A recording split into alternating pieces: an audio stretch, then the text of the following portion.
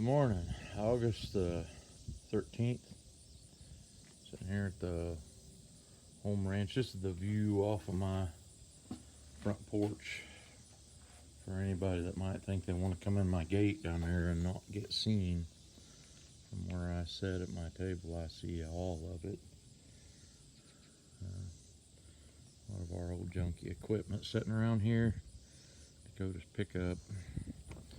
We've been trying to get some logging done, and I was saying we had a little chance of rain. There's some showers west of us this morning, but it's much cooler today, man. It's been so humid and sticky and hot.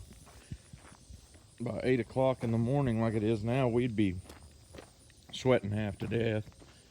I go in my barn here where my truck Mildred is at. I gotta get ready to go do some logging.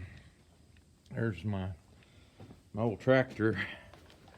Identity crisis. See, I bought this tractor Paul's Valley about, I don't know, 2 years ago, year and a half ago, something like that, and it was missing this one side hood, so I went to the salvage yard and got a side hood, but he didn't have one that said 1086 on it. It says 14 on one side and 10 on the other. And so I just call it identity crisis. I get my chainsaws picked up here. Sometime when I ain't busy, I'll do a little equipment tour of our old equipment. The truth is, this tractor identity crisis is one of the newest ones that we use around here. I like steel chainsaws. They work pretty good. If you ever had a hold of a steel 660, you know that they got power beyond what you need. And I run a 3-foot bar on mine. Works pretty good.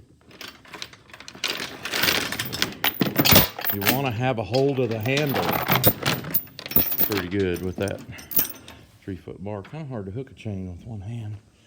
My old truck Mildred, there she is in all her glory. Cummins diesel. I didn't think I'd ever like one, but I like it. A lot of power. You'll know it's me when you meet me on the road. If that license plate with my name on it just happens to be I share the same last name with some people who made knives and who build tractors, but they didn't leave me none of their fortune nor their headaches. Another one of those things kind of takes two hands.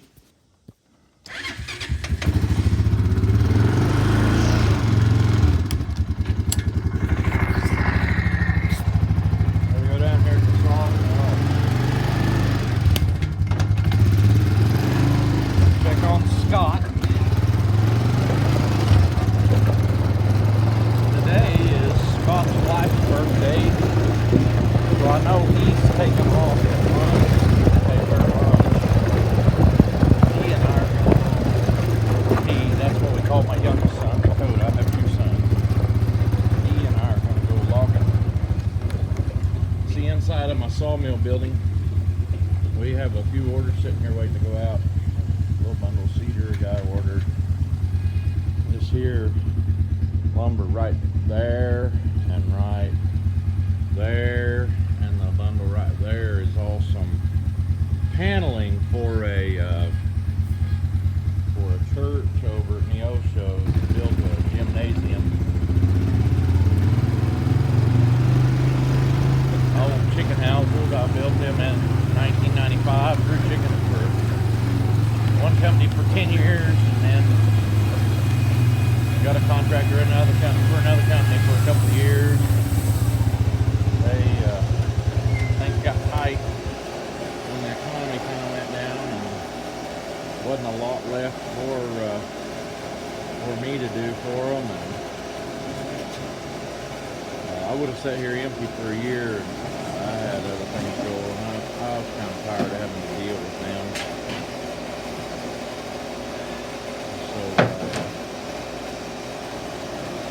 bought my first sawmill in '08,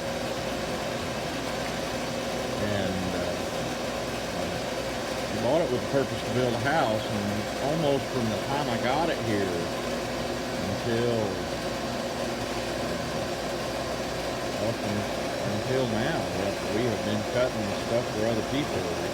So, I don't know if there's a need for it, but there's a market. I was willing to take what they would pay, and so we've been cutting up trees ever since. I already all hear it from y'all. My wiring's a mess, and there's so much junk underneath that mill. How do you know what's what? And yeah, we need to clean it out, but it only takes about 2 or 3 weeks for it to get that bad.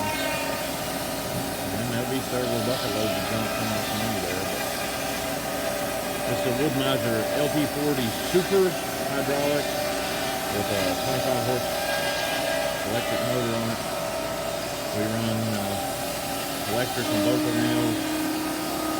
This one, they're both 3-phase. The other one is 15 horse 3-phase. And then we have an edger that we also run on electric.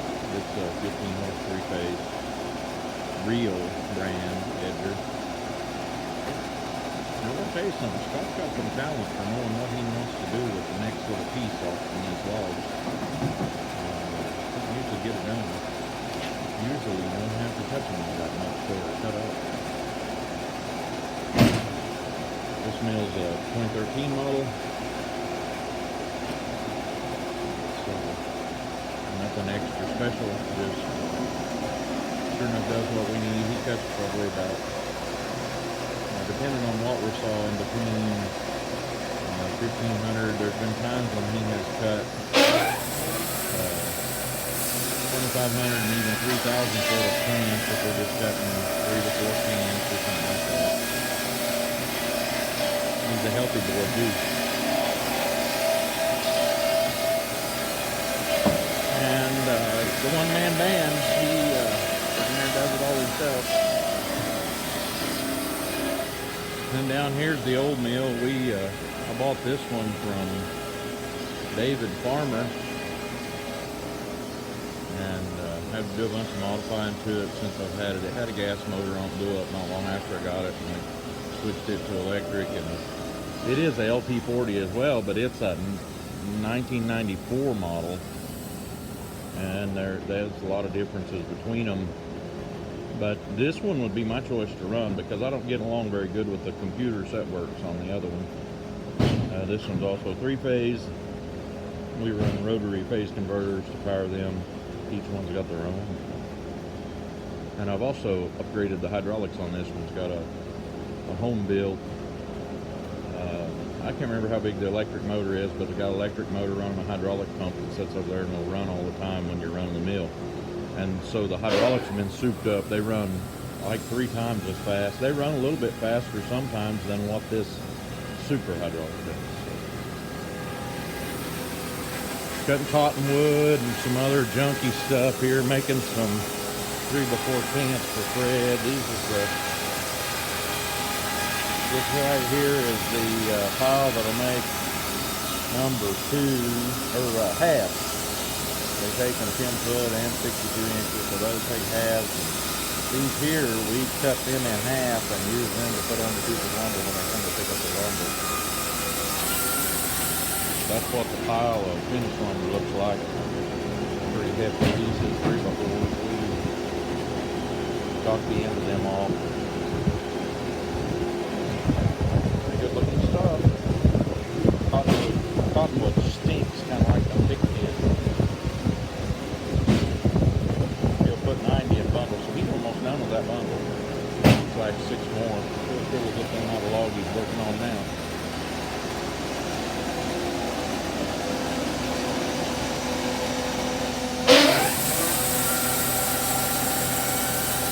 Probably wondering about all these nasty tarps hanging from the ceiling. We've tied them back up 2 or 3 times since it happened, but last winter it got so cold here for so long, and we had orders we had to get out, and so we had to make us a little tent just around this mill. The old building is kind of drafty, and places where we put steel on the side, we've left a gap at the top, if you didn't do that, it gets very dark in here. So, but we hung these tarps up, and we were able to heat this one area with a kerosene heater. Ours is a ready heater. I can't remember what they call them, blast heater or something like that. And so we decided it might be handy to have again later. And we left them hung up and tried to tie them up. One place on it catches a drip in the roof where it's tied up right there. And it actually gets to sagging worse when it rains because it'll get a little bit of water in it. Oh, just more adversity to deal with. Well, I guess that'll be it for now. I can get off here and hope you all have a good day. Thanks for watching my videos, and God bless you.